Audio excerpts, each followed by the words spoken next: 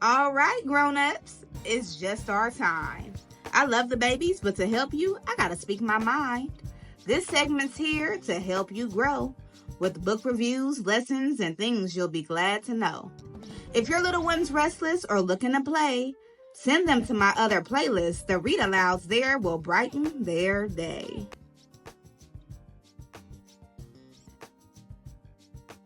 Hello, beautiful people. Welcome back to the Teacher Lady Show. Thank you for joining me for this episode of Behind the Book. I'm Miss Erica, the Teacher Lady, your fairy godparent when it comes to sharing joyful stories and growing young minds. Now, every single week on the Teacher Lady Show, we have a different topic. And of course, we use picture books to help us to understand that topic, okay? So this week's topic is all about our government, law, and democracy. We want children to better understand how things work. And for a lot of us adults, we need to better understand it as well. Now, today's Behind the Book review is going to be on the book A Vote is a Powerful Thing. If you have not done so, be sure to check out the read aloud first and then come right back here for additional insight. Because on this episode, I'll be going over the glows, what I think was done well, the grows, what I think could have been done differently, who this book is for, and how do you utilize it as a resource to have a more robust conversation with your child. All in this episode of Behind the Book, where we go beyond the pages to get to the heart of the story.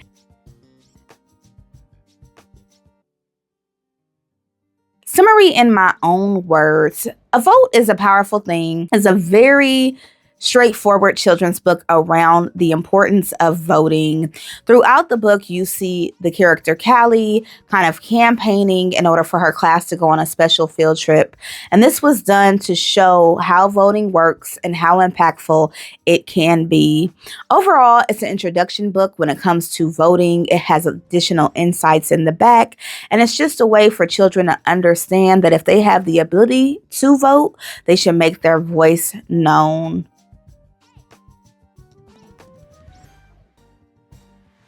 I would say that the take-home message is to make sure that you are campaigning and supporting the initiatives that are important to you.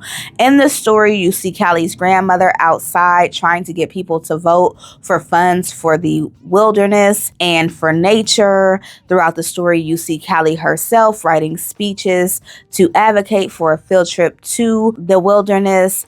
And just overall, the book definitely illustrates the importance of making your voice known and heard.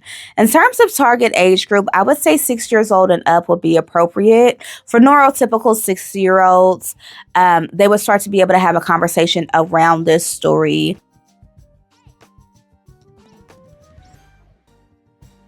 Who this book is for, I would say this is like a social studies unit book, right? I would say that if you're an elementary teacher and, maybe you have second grade or third grade, they could benefit from having access to this story.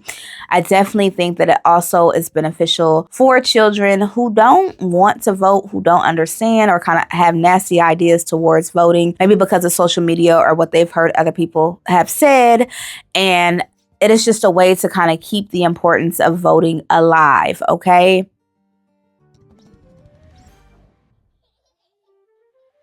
Glows.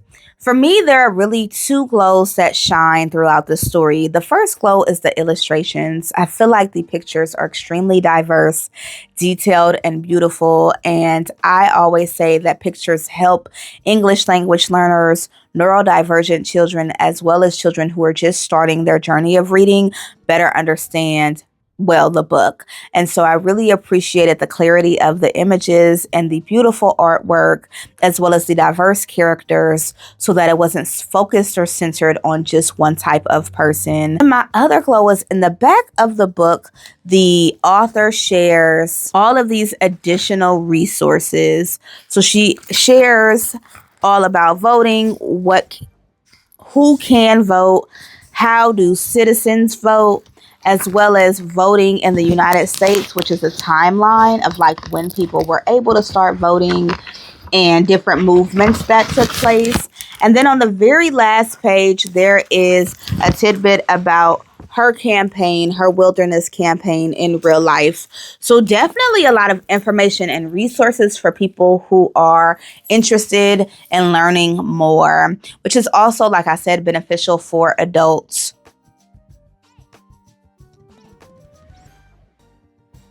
Grows. The first grow that really stood out for me in this story is the size of the text. It is pretty hard to see. And I think with children, especially who are learning how to read, bigger, bolder fonts are really, really important for letter recognition and for them to start to be embedded in fluency. And so, from a reading specialist perspective, I would say that the words are way too small for this book.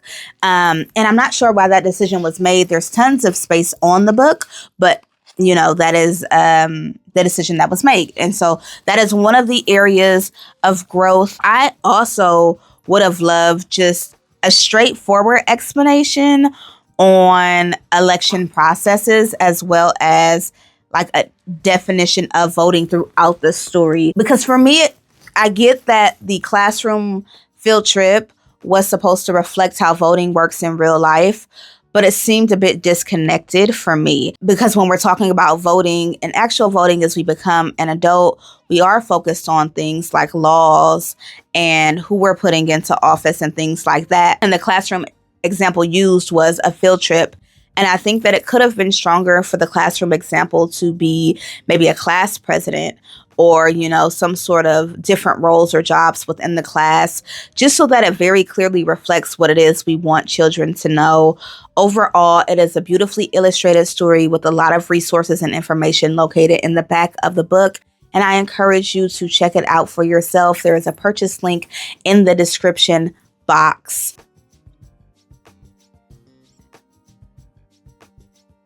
Discussion points to have with your child.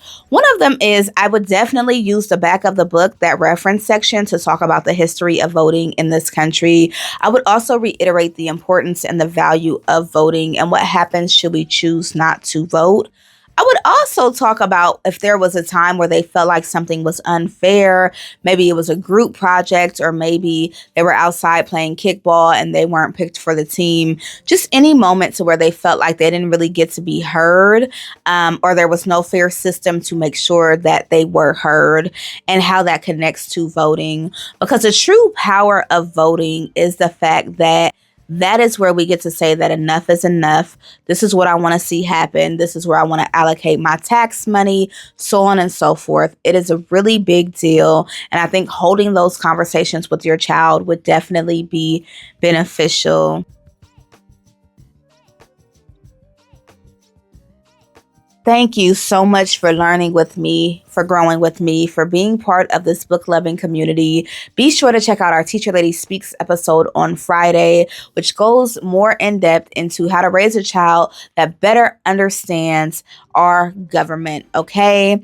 Also, I am an author and illustrator. Please check out my work, as well as the Empathy Library, a pay it forward initiative to get intentional books to children on purpose that reflect their identity. Until next time, you remember to enjoy the moment, or go be a joy in the moment. Bye.